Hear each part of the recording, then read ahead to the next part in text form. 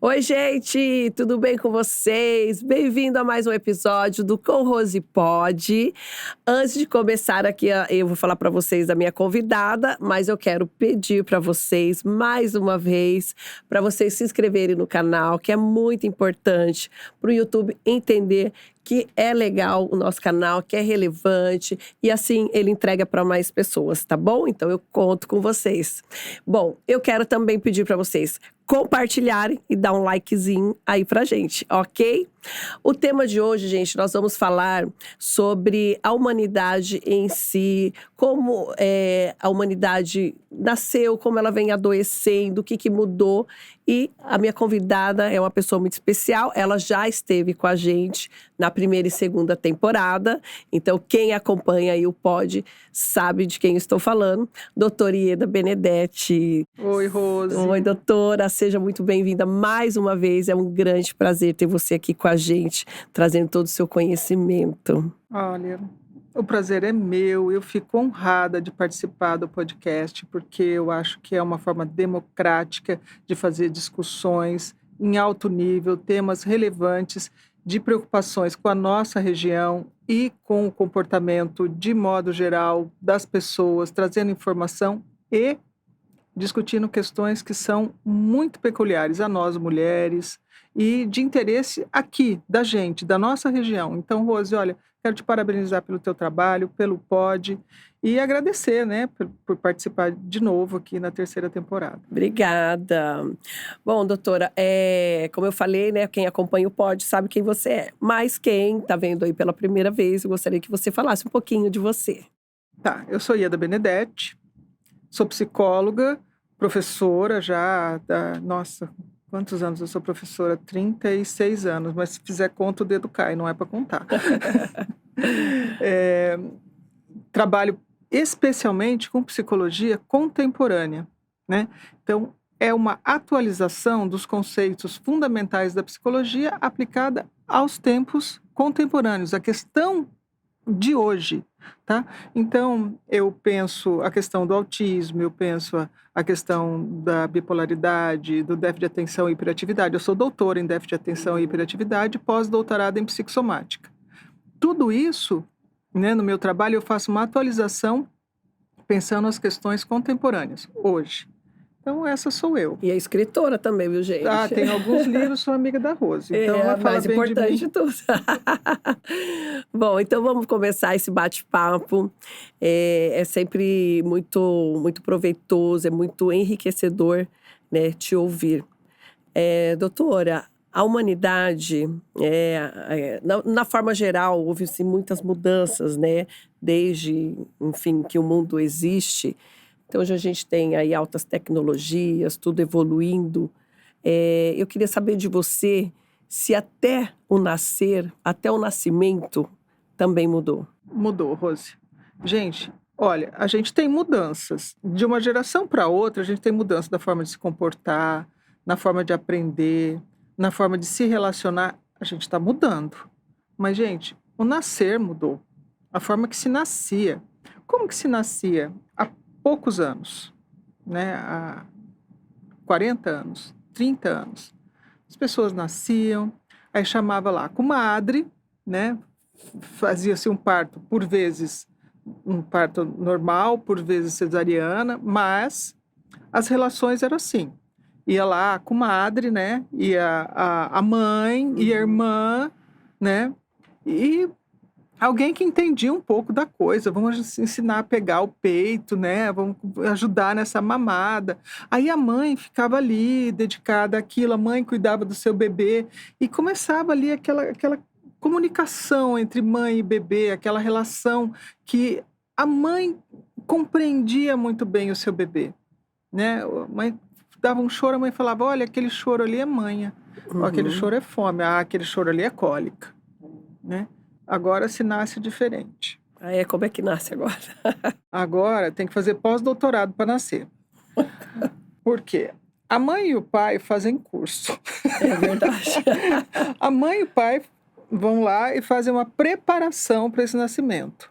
Já não é algo tão instintivo e tão afetivo. Já tem toda uma preparação. Agora, para nascer, você tem que saber como vai mamar, quanto tempo, como é o tipo de parto, tal. Aí acontece o parto. Aí precisa da enfermeira, que vai ensinar a fazer a pegada, e a doula, que agora a doula também entrou na parada. Verdade. Aí tem orientação do pediatra, tem orientação da enfermeira, tem orientação da doula e tem orientação da psicóloga. Aí faz-se toda uma preparação cognicional, intelectual para o nascimento. E no nascimento a gente precisa do quê? De sensibilidade, de instinto. O bebê não fala, mas fala. Ele não fala com palavras, mas o bebê se comunica muito bem. E a gente precisa do quê? A gente precisa da sensibilidade da mãe, Do acolhimento, do do aconchego. sentimento. A mãe precisa estar à vontade, tem que ser a comadre que está ali mesmo, a mãe mesmo, É. a mãe da mãe, gente tranquila que está ali. Mas o quê? Está ali uma equipe especializada, mascarada, envelopada para o nascimento de uma criança. Verdade. Né? Aí já nasce uma criança num ambiente pasteurizado, né? E aí vem lá. Não, porque agora se recomenda que a amamentação seja feita por 6 meses, e aí tem que pegar o seio de tal jeito, tal. A criança já tem que ter todo um roteiro, né? Não é uma coisa que vai evoluir numa relação mãe-bebê. Tem um roteiro. Você já nasceu para mamar de tal jeito. Certo. Aí as pessoas me perguntam assim: Ieda, por que aumentaram tanto os diagnósticos na esfera no espectro autista? Por que você acha? Não é só o parto que está pasteurizado, não é só esta relação que mudou. Mudaram as relações de modo geral. Você fala em relação quem é a mãe e o bebê? A mãe e o bebê. Já tem todo um protocolo que o instinto já não funciona, porque é a comunicação silenciosa entre a mãe e o bebê que vai iniciar-se de tal forma que você vai desenvolvendo a comunicação dessa criança, você vai trazendo ela. A mãe traz o seu bebê do mundo interno e o bebê se apaixona, se encanta pelo cheiro da mãe, pelo gosto da mãe, pelo quentinho da mãe, e ele sai do seu mundo interno por amor à mãe. Entendi. Hoje, existe um protocolo. Olha, você precisa se comunicar assim, você tem que pegar assim. A gente perde muito do instinto. Verdade. E essa mãe, que hoje tem os seus bebês, ela já é uma mãe que já foi se desconectando, porque a mãe dela já foi se desconectando. Porque isso era muito natural. E aí, a mãe, que antes eram as mães do MSN, que ficavam ali, né, fazendo 50 tarefas ao mesmo tempo, porque antes a gente tinha 3 turnos de trabalho, né?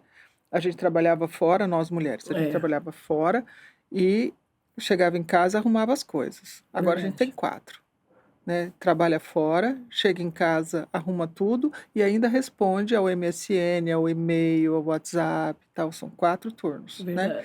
E a gente já veio se desconectando. A geração que tem uma onda de déficit de atenção e hiperatividade, que é o TDAH, né? Teve há 12, 15 anos, teve uma onda de TDAH aí. Já eram as mães do MSN. Entendi. Que já tinha que estar conectada aqui, ó, conectado com o seu bebê, conectado com o seu marido, porque o papel feminino se transformou de uma forma radical. Antes, uma mulher precisava ser virtuosa. Certo. Né? Tinha que ser uma mulher virtuosa. Tinha que saber cozinhar, tinha que ser uma mulher honesta, não podia dar mole para os outros, ela era a propriedade do marido. Verdade. Depois, a coisa piorou. Começaram as máximas sobre mulher, né? Que a gente tinha que malhar, que tempo é a gente que faz. Tempo é a gente que faz? Alguém avisa isso no meu relógio. Porque aí a gente tinha que malhar, tinha que ser boa mãe. E aí, vem lá as máximas, né? Tempo de qualidade com o seu filho. Tempo de qualidade com o seu filho. Você tem que ser... Como é que faz isso? Você tem Com que todas ser essas tarefas. linda, malhada e sexualmente fogosa, pois senão o seu marido procura fora. Aquelas máximas machistas aquelas máximas do tempo que ainda escraviza a mulher, tem que trabalhar, tem que ser bonita, tem que ser gostosa, tem que ser boa mãe. Essa mãe foi se desconectando. Essa mãe se desconecta um pouquinho quando já começam as novas tecnologias e essa politarefa. Então, as nossas crianças já vieram se desconectando desta relação instintiva, Uhum. e essa é uma questão central, é a relação instintiva e afetiva da mãe e do bebê que vai tirando esta criança do seu mundo interno. Então, essa mãe, que era a mãe do MSN lá, do ICQ, né, era uma mãe que já estava desconectando, e a criança foi ficando um pouco presa no seu mundo interno. Entendi. Era uma criança mais imaginativa, que prestava menos atenção, com mais dificuldade de aprender, muito encantada, né, com o Atari, que são os primeiros videogames, né, que a escola já não conseguia prender a atenção dessa criança. Uhum. Então, essa mãe já não tinha o poder e a autoridade, né, porque aí Entendi. já começa uma nova questão, né, porque os pais já não queriam mais ser respeitados, eles queriam ser amados. E não havia uma fórmula muito bem definida de como é que você fazia para ser amado e para ser respeitado. Então, os pais largaram o papel de educadores e resolveram ser amigo dos filhos. Então, isso de alguma forma trouxe um adoecimento psicológico, Isso, uma desconexão. Muito essa bem. desconexão. Começa a desconexão com o pessoal do TDAH. E olha, isso que eu estou falando é muito, muito atual. Isso não foi construído ainda e defendido em tese. Isso é uma Uhum. conjectura que eu começo a estruturar agora. Você pode ver, as crianças vinham se desconectando, a sociedade vinha se conectando, veio uma onda de déficit de atenção e hiperatividade, ou seja, as crianças muito centradas em si mesmas, muito desconectadas do que era necessário que se prestasse atenção.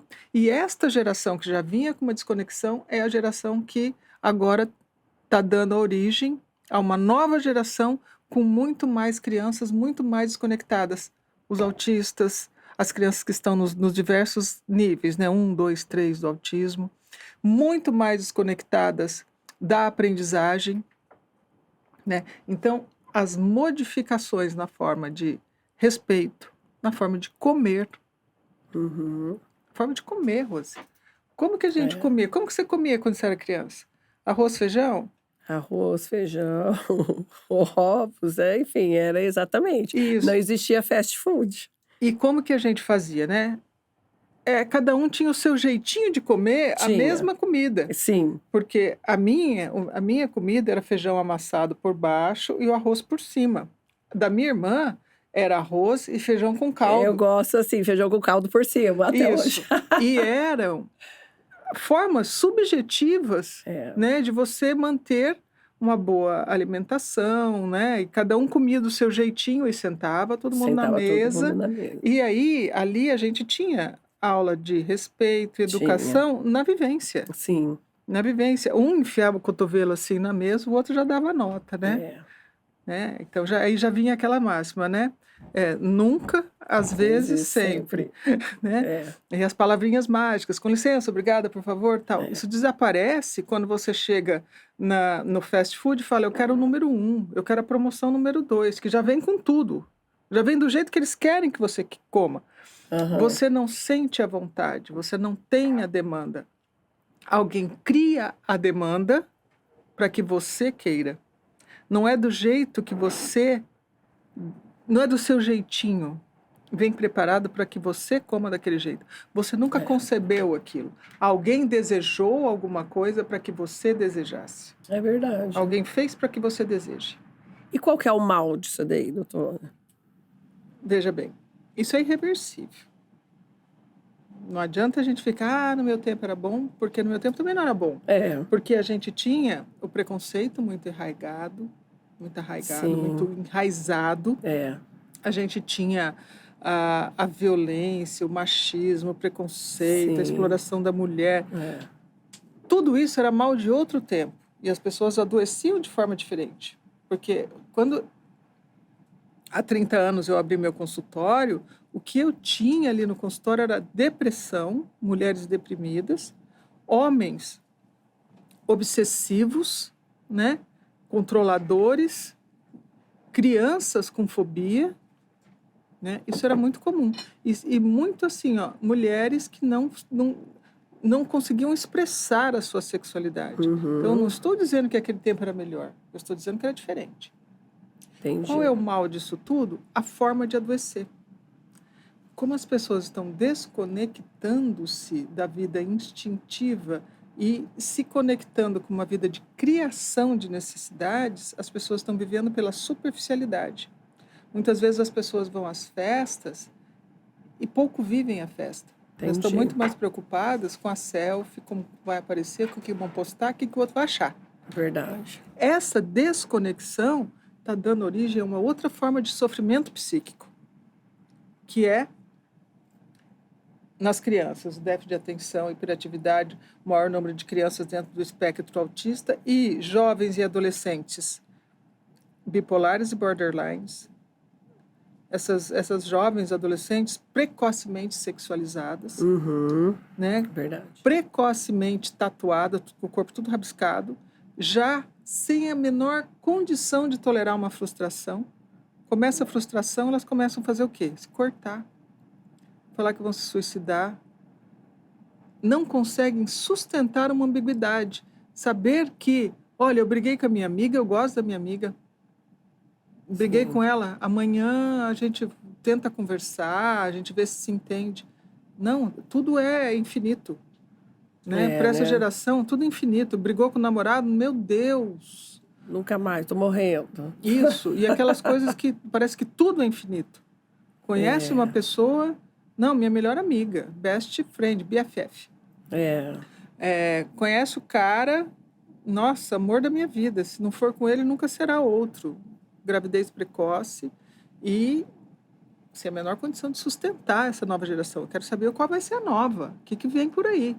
Então, dá até medo você falando assim. Qual é, então, né, você me pergunta, qual é o mal disso, né? O mal é que a forma de adoecimento está muito mais grave.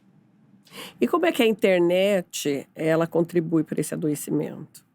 A internet, novas tecnologias, ela está a favor, funciona pelo ideário do consumo. Ela está aí para favorecer o consumo, porque é isso que move tudo, né?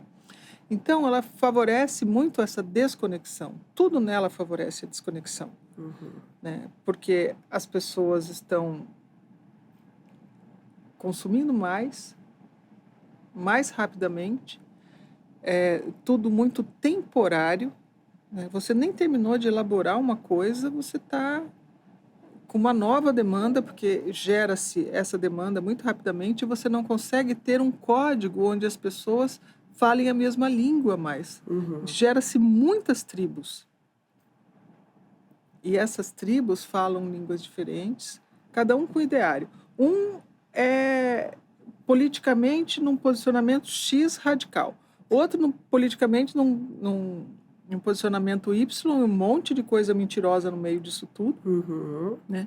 E gera, então, uma das questões mais sérias no cenário mundial, que é o déficit de subjetivação e esse fanatismo e toda essa radicalização, né? Todo esse fanatismo e esse maniqueísmo que dá origem a um atentado do World Trade Center, pessoas que cortam as cabeças, outros que entram nas escolas para atirar em crianças, entram com machado.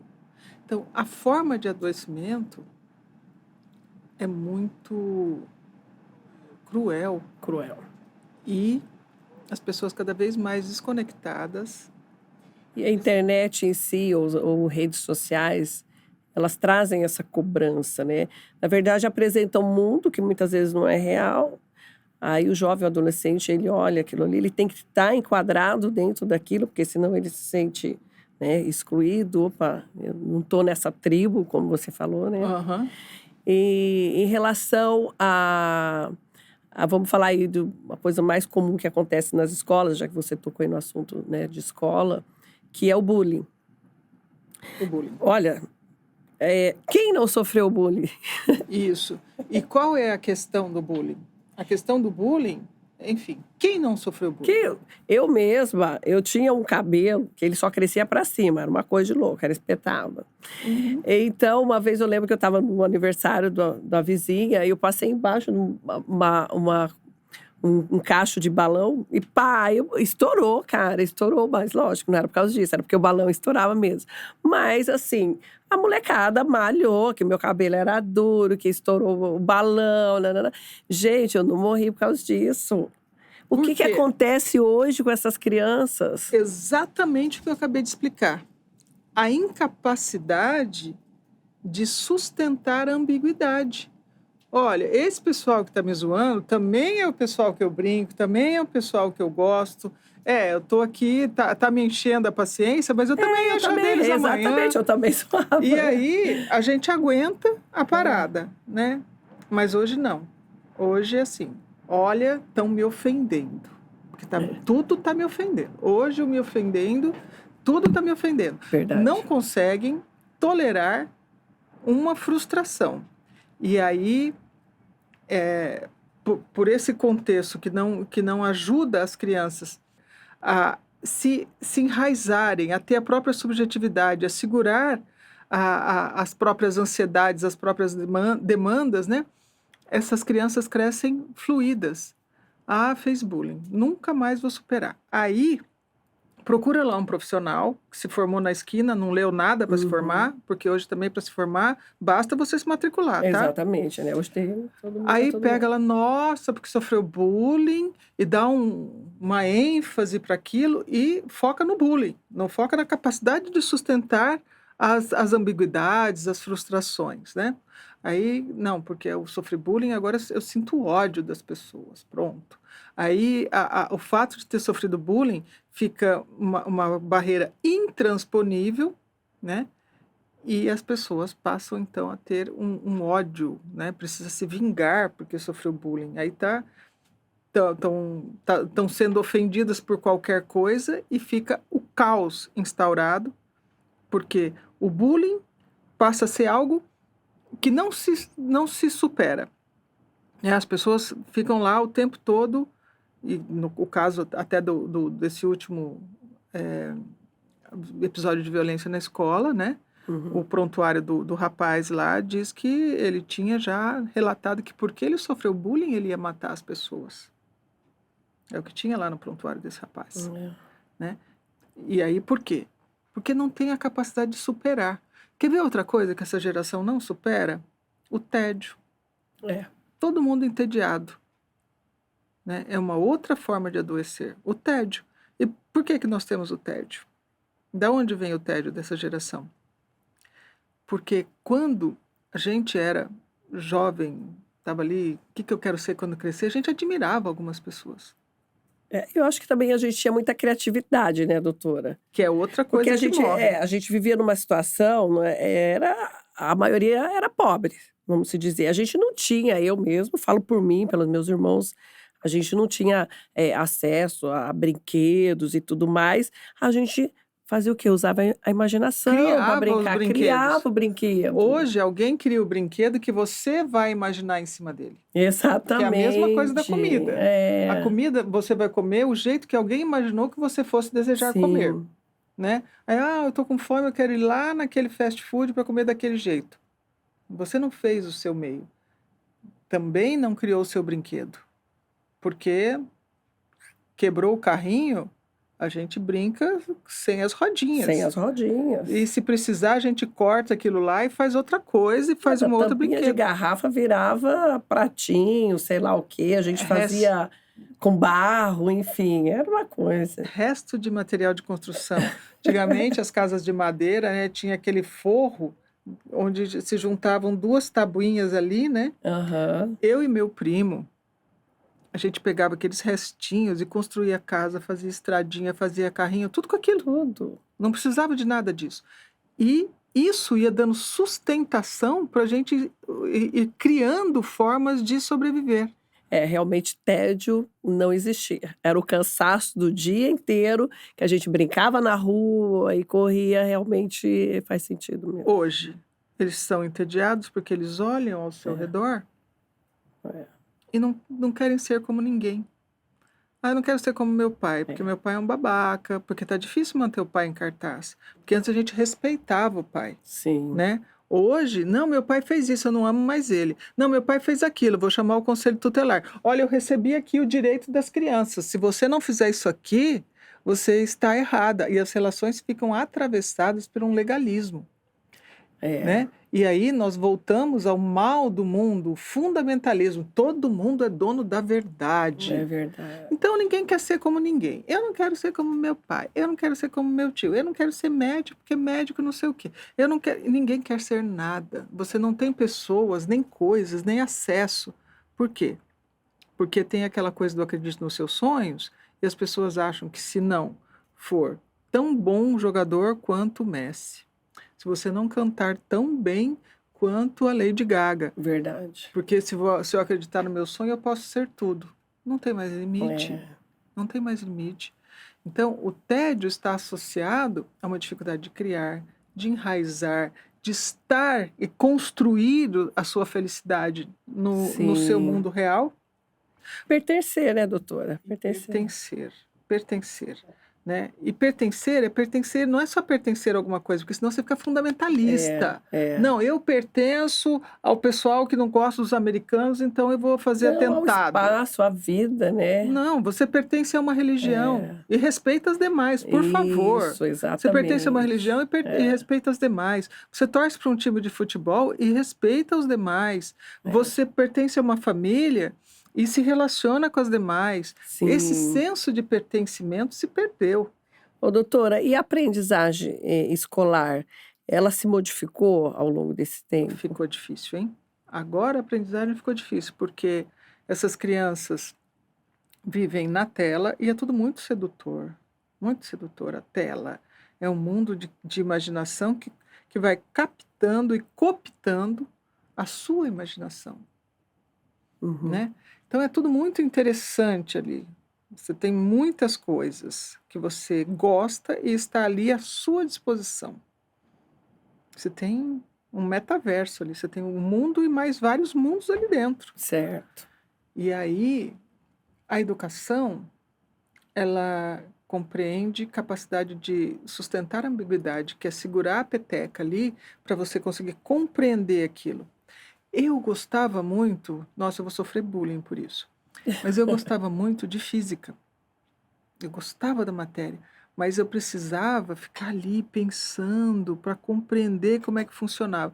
Depois que eu sustentava um tempo, aí era gostoso entender a equação, fazer, mas você precisa de sustentar um pouco ali a Entendi. frustração. Você tem que ter horas bunda cadeira, entendeu? Sentar e estudar para depois ficar gostoso. E assim, eu lembro, né, quando eu era criança, a escola, a gente tinha um respeito tamanho pelo professor. O professor Isso. era como se fosse a nossa segunda mãe ali, né? E era assim que eles se apresentavam. O Sim, seu diretor é como seu pai e a é, sua professora, o seu professor é como sua mãe, né? Um representava a autoridade e outro representava a afetividade e o desenvolvimento. Hoje, não só o diretor não representa o nosso pai, porque a figura do pai está muito complicada de manter em cartaz, o pai não uhum, consegue exercer um papel porque ele se perdeu no papel. sim, O diretor também não consegue, porque o diretor hoje, ele é o departamento comercial, ele tem que captar os seus alunos. Custa entendi. dinheiro isso. Como os professores, nas escolas particulares, eles têm que agradar o aluno. E nas escolas públicas, o aluno olha para o professor e fala: não se parece com ninguém que eu quero ser, não se parece com ninguém da minha família, não tem meus valores. Tem professor que apanha na escola. Apanha. É, eu acho um absurdo isso. Então, montar uma escola que consiga competir com O a, tablet, né? com o tablet e colocar uma série de alunos ali em condição de aprender é uma tarefa hercúlea, é uma tarefa muito complexa. A forma de aprender é diferente.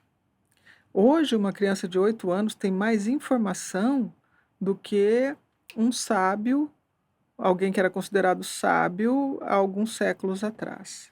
Então você acha, assim, na sua opinião, que a escola, por mais evoluída que foi, que vem sendo, ainda não Tá, os alunos estão muito na frente? os alunos, eles têm demandas diferentes, a pedagogia, olha, a E a escola não pedagogia acompanha. perdeu o trem da história. Porque o que a gente precisa é de metodologias ativas que façam o que a mãe não está conseguindo fazer. Uhum, Porque sabe com quem a gente aprende? Com o professor que a gente gosta. é verdade. E o professor que a gente gosta não é o puxa-saco, não é o que dá nota, não é o que dá risinho, é aquele que consegue falar, te encantar, manter a sua atenção e, por fim, cobrar. Por quê? Isso é uma questão central. Olha, isso é uma questão central. Por que é necessário cobrar? Porque quando os filhos e os acadêmicos sentem que ninguém cobra, que ninguém cuida, eles sentem que quem está no comando é eles. E se algo Uhum, dá errado, eles estão desprotegidos, que eles não sabem o que fazer. verdade. Porque se meu pai não cuida de mim, a hora que alguma coisa dá errado, eu estou frita. Se eu domino esse professor, a hora que eu tiver que conhecer alguma coisa, fazer um vestibular ou exercer uma profissão, eu não vou saber nada. Então, há uma sensação de impotência e vazio. Por isso é necessário que se cobre, não de forma violenta, não de forma muito agressiva, mas é necessário que se imponha uma certa lei. Isso dá proteção às crianças.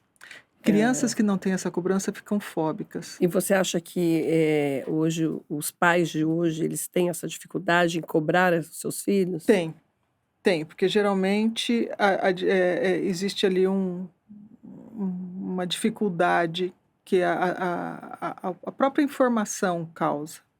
É difícil, né, doutora? Porque assim, a gente saiu, né, de uma criação, eh, lá do passado, como você falou, Uhum. que era repressora, né, e que tinha medo, que temia, e aí, de repente, não pode mais ser assim, não se educa mais assim, agora tem que sentar e conversar, a varinha ou a cinta não funciona mais. Como é que fica a cabeça desses pais? Exatamente. Para onde vai?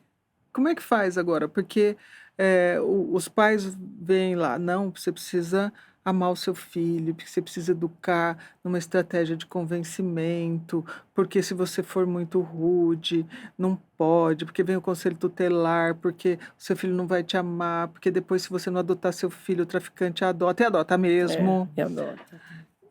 E aí vem o outro e diz assim: olha, você precisa pôr mais limites, porque se você não for rigoroso. E aí todas essas perspectivas, elas ficam competindo com as informações. Aí o pai recebe uma informação, a mãe recebe outra. E o que está faltando? A conexão. Porque a mãe, que ela está conectada com o seu filho, ela sabe falar. Né? Filho, não faça isso. O filho está mentindo para mim. É, entendi. Tá? Então, esta conexão que a gente está perdendo é que vai nos ajudar a educar. Então, o meu apelo é pela reconexão, mas não a conexão com a internet, a conexão de pessoa para pessoa. pessoa. Aqui, ó, Uhum. você e eu. Você pode ver, a gente está conversando, já deve fazer um tempão que a gente está conversando, não sei nem quanto tempo. Mas como há uma conexão, o tempo voa. O tempo voa, é Eu fui num verdade. bar uma vez, eu gostei muito do que eu vi. Uhum. Estava escrito assim, em giz: presta atenção. O bar da Beth não aceita cartão. Também não tem Wi-Fi. Favor conversar entre vocês mesmos. Que legal. É. Então não tem Você Wi-Fi. acha que vai chegar uma hora que a gente vai ter que realmente se desconectar Se desconectar do celular?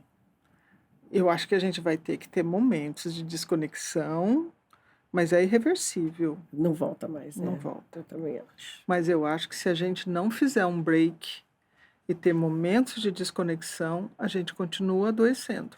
A gente vai ter mais personalidades borderlines, a gente vai ter mais personalidades bipolares, o número de pessoas com autismo continua aumentando, o déficit de atenção e hiperatividade continua aumentando e as duas grandes dificuldades da vida adulta. Primeiro, de se manter no trabalho. As pessoas não conseguem se manter no trabalho. Começa a trabalhar, está me ofendendo, estou sendo explorado, sai.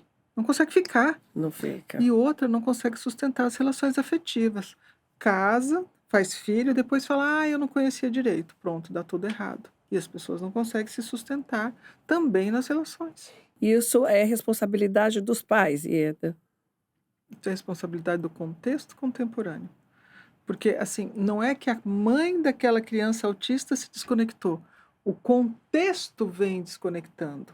As crianças já se relacionam de forma desconectada entre elas mesmas, com as demandas de tela, com as demandas emocionais. Então, não é uma questão dos pais, é uma questão contextual, é a tribo inteira. Entendi. Quando você apresenta e fala da humanidade, eu não discordei do termo que você usou, que nós estamos falando da humanidade que está Sim. desconectando.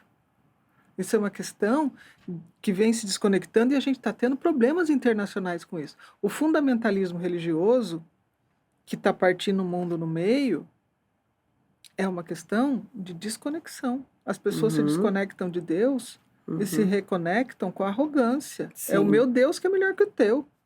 E as pessoas ficam se matando por causa disso, sequestrando criança por causa disso, cortando o pescoço das outras por causa daquilo.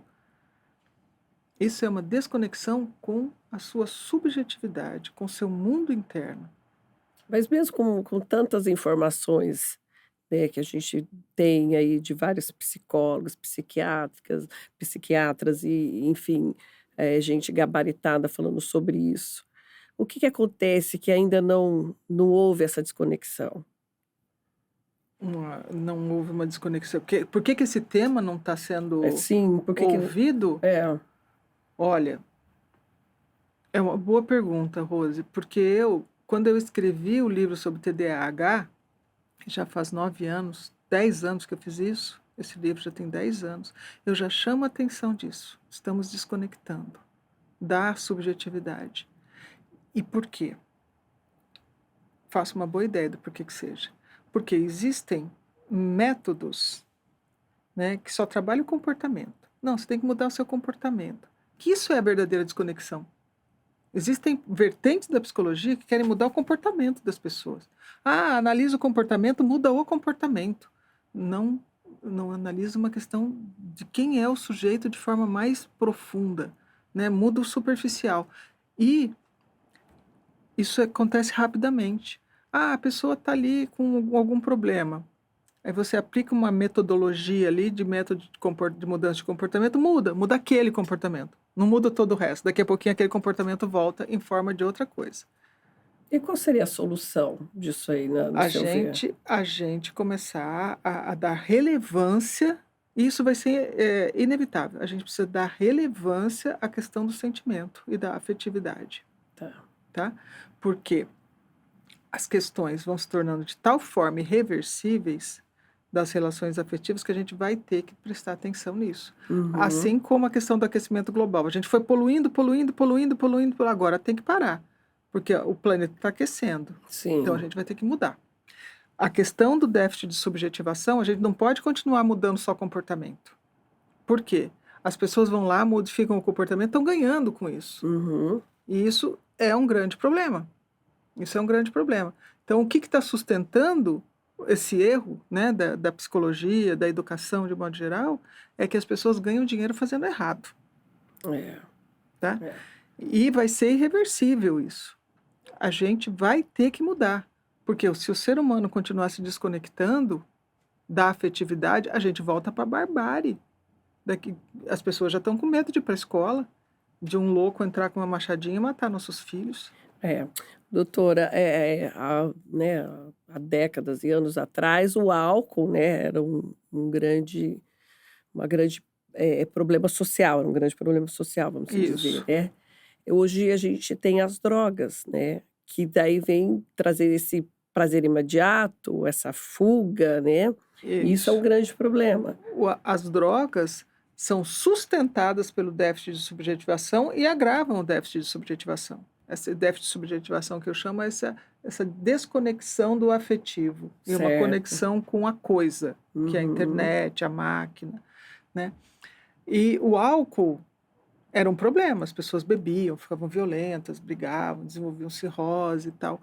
Hoje, muito precocemente, os jovens utilizam-se muito da droga.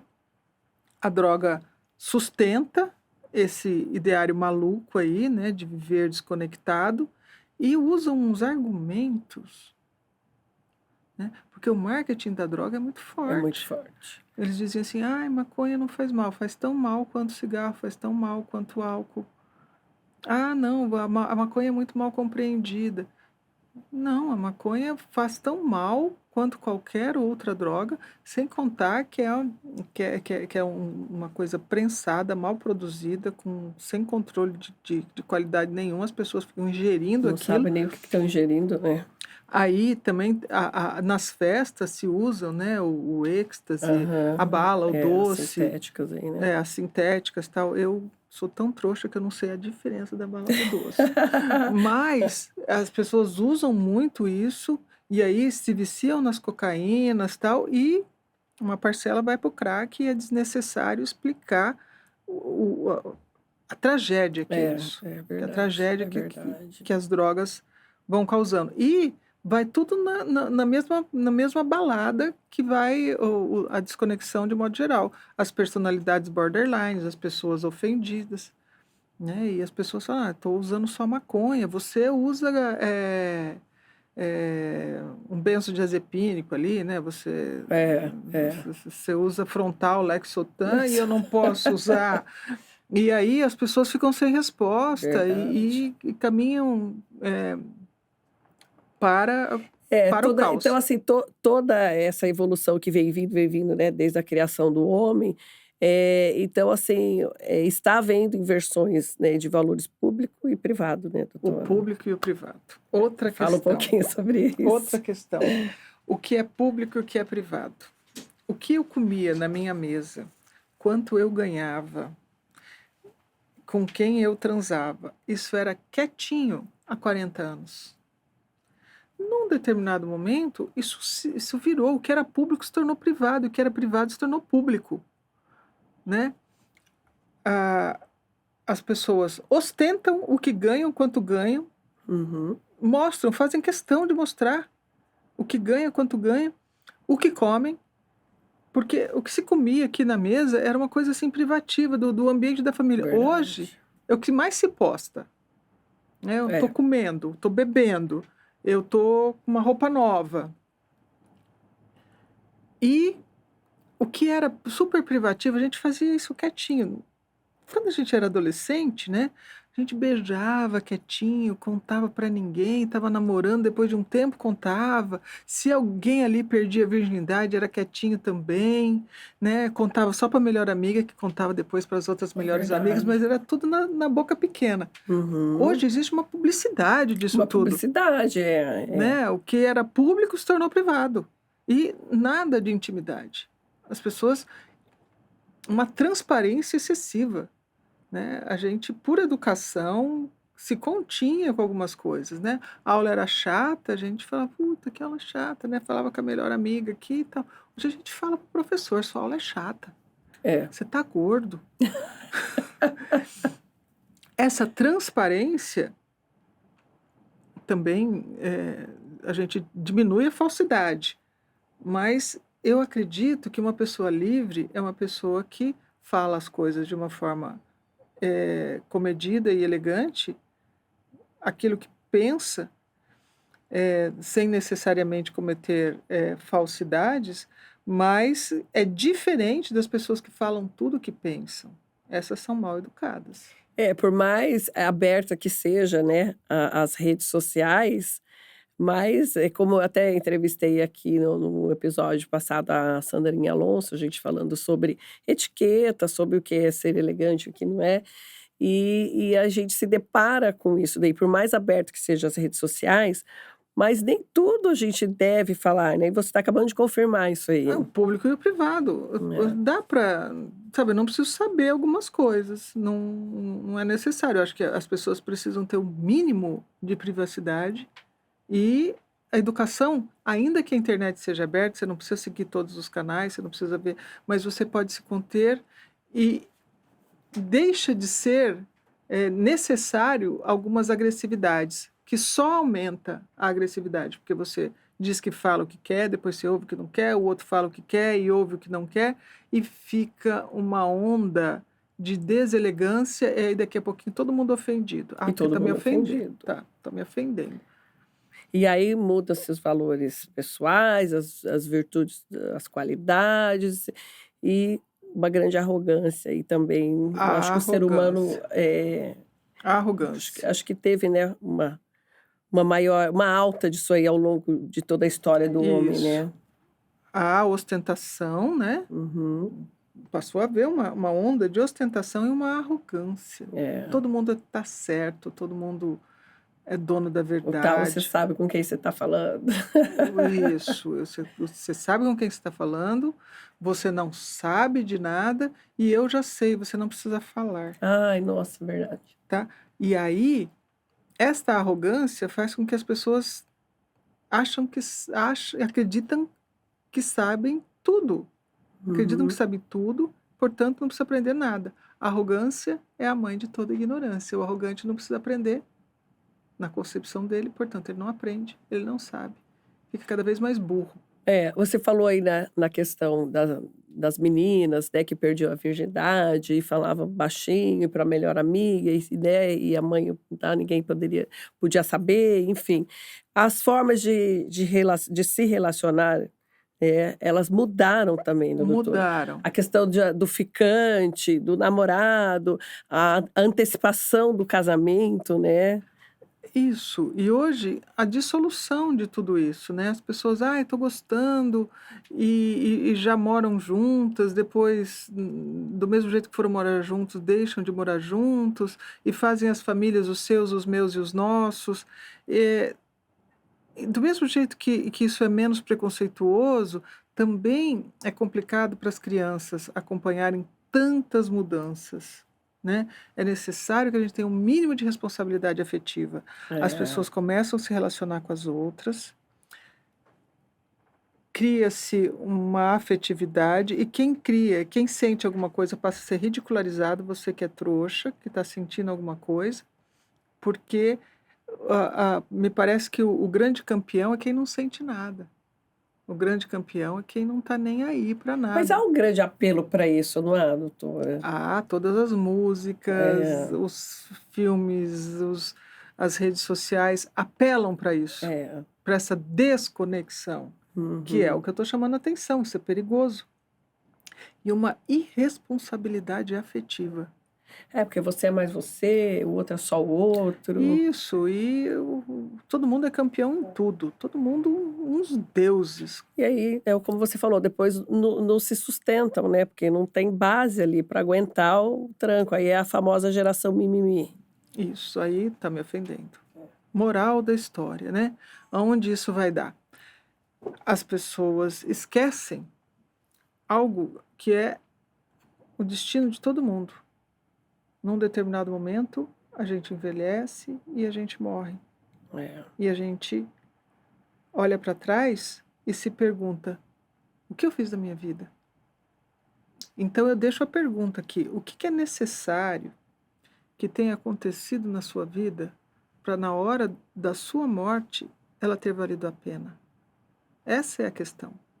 Com toda essa ostentação, essa desconexão, essa irresponsabilidade afetiva, o que é necessário que tenha acontecido na sua vida para, no momento da sua morte, você olhe e fale: valeu a pena ter vivido? É. E entre o nascer e o morrer, a gente adoece nesse meio aí, né, doutora? E as formas de adoecimento cada vez mais graves e mais precoces, tá? Então, as formas de adoecimento mudaram. As mulheres antes tinham depressão, os homens muito mais rigorosos, na sua maioria. Hoje, muito mais bipolaridade, muito mais personalidade borderline, muito mais autismo, muito mais déficit de atenção.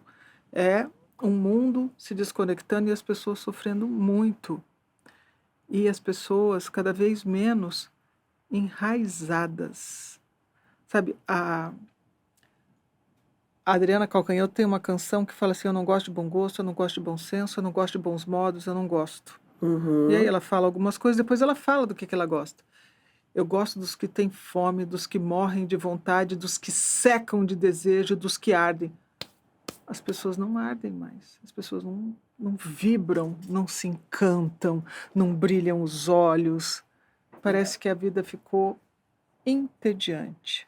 Doutora, diante de tantas mudanças, né, que o ser humano vem sentindo, que a gente tem vivido e passado, e não é fácil. Eu falo sempre que viver não é fácil, é difícil viver, né? É, É difícil. E com toda essa mudança, eu queria abordar com você um tema assim que hoje é muito discutido, que é a questão da identidade sexual.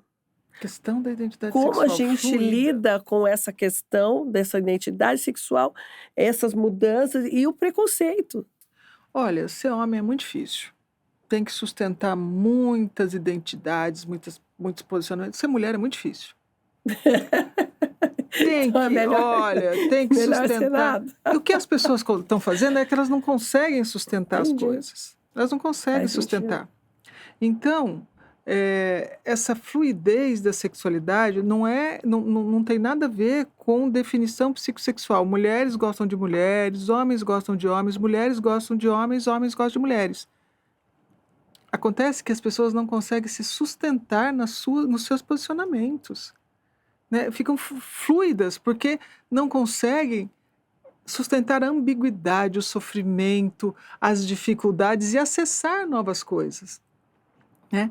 Porque quando você se sustenta como mulher, com a sua sexualidade, com o seu desejo, quando você se sustenta como homem, pode ser um homem que gosta de homem, pode ser uma mulher que gosta de mulher, pode ser um homem que gosta de mulher, mas quando as pessoas conseguem se sustentar, elas se mantêm. Mas isso é desejo sexual, né, doutora? Pelo que eu estou entendendo aí, Isso. é diferente do ser homem e ser mulher, né? Ser a figura, né? Homem e mulher, a responsabilidade, O posicionamento o frente às suas posicionamento. coisas, né? Então, essa personalidade fluida é também uma expressão dessa personalidade sem identidade. Porque com toda essa fluidez sexual, LGBTQIP, agora tem mais algumas coisas, enfim, toda essa fluidez, as pessoas não estão felizes. É. As pessoas não conseguem se vincular, as pessoas não gozam. As pessoas estão mais interessadas em droga do que em sexo, em afeto. Tá? Então, com toda essa liberdade, essa aceitação das questões da sexualidade, eu considero isso muito válido. Uhum. As pessoas não conseguem se conectar com elas próprias. E elas não conseguem se definir. Chico Buarque tem uma canção que ele fala assim, que ele está muito apaixonado pela Bia, né? Chama Blues para Bia. Mas a Bia não dá moral para ele, que ele já fez canção para ela, que ele já, enfim, cantou a Bia de todo quanto é jeito. E aí ele fala assim, eu acho que talvez a Bia esteja me dizendo, né, que no coração dela, menino não tem lugar. Então eu vou virar menina. Ele mesmo vai virar menina. Então essa fluidez, né, é uma dificuldade das pessoas se olharem como pessoas, de estarem na sua própria história e encontrarem uma história com outra história e construírem um caminho junto, com profundidade, com alegria, com essa vibração da canção da Adriana Calcanhoto, sabe, dos que ardem. Sim. Porque as pessoas, não, porque agora eu tenho a liberdade de ser pansexual, eu tenho a liberdade de ser não sexuado, não binário.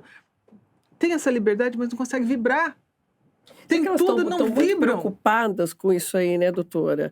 Eu acho que elas estão muito preocupadas com essa identidade sexual e estão esquecendo do que é viver, do que é ser humano, do que é você ter uma casa para cuidar, uma mãe, um pai, um Ficam irmão, enfim. muitos, isso não estou falando que todos são assim, mas muitos ficam ali, não, porque eu sou L, sou X, e não conseguem Não se se achar. enraizar em lugar nenhum, nem viver identidade nenhuma, embora tenham a liberdade para viver qualquer coisa. A questão é o déficit de subjetivação, não é a definição psicossexual. Porque o preconceito hoje não é uma questão tão relevante quanto já foi há 30 anos. Olha Hoje as só. pessoas têm liberdade para ser, só não dão conta de ser. É isso aí. A questão não era o preconceito, a questão era a capacidade de sentir. Parabéns, muito bem. Adorei. Bom, nós vamos encerrando o nosso bate-papo. É sempre muito bom te ouvir, porque você não conversa, você dá uma aula pra gente. Olha, Então, como eu muito disse, a Rose é minha prazeroso. amiga. Muito Não é obrigada. não, gente, que os seguidores sabem disso. Bom, pra gente então encerrar, eu gostaria que você deixasse uma mensagem para nós, seres humanos aí que estamos ao longo do tempo adoecendo, muitas vezes desconectando e não estamos percebendo isso.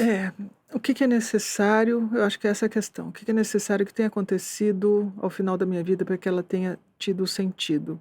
Eu acho que a gente precisa entender que a gente veio na vida para realizar o nosso potencial. E a pergunta é: qual é o seu potencial? Você precisa primeiramente se conectar com você mesmo. Porque assim, ó, existem algumas pessoas, eu tenho um primo que ele é cadeirante, ele tem múltiplas deficiências, ele está fazendo doutorado em direito, ele é uma pessoa incrível. Com o potencial que a vida deu, ele foi lá e realizou. Conheci um cara que ele tinha múltiplas paralisias cerebrais, mas ele pintava quadros com o pé.